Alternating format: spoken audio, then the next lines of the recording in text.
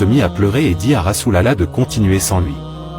Alors notre bien-aimé prophète, paix et salut sur lui, continua son voyage. Il traversa ainsi 500 voiles.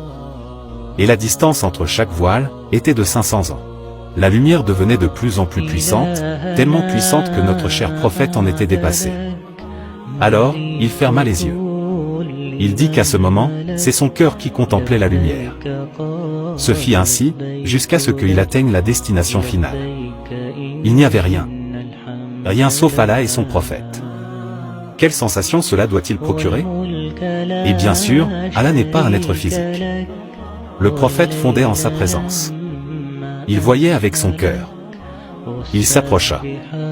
Il était si proche qu'il était encore plus proche que 2 distances d'arc. Ou encore plus proche que cela. Personne n'avait jamais été aussi proche d'Allah. Il commença à lui parler et lui a demandé: « Ô Allah, tu as donné à Moïse le don de te parler et tu as donné à Abraham le rang d'être ton ami. Qu'est-ce que tu me donnes à moi ?»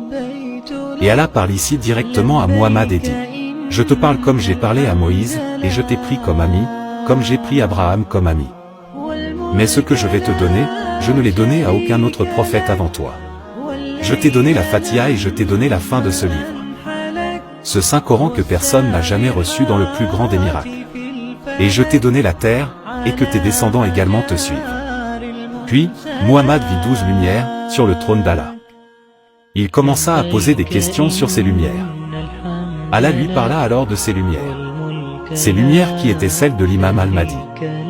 Celui qui achèverait et finaliserait sa mission. Et qu'il a fait joindre le nom du prophète à son propre nom.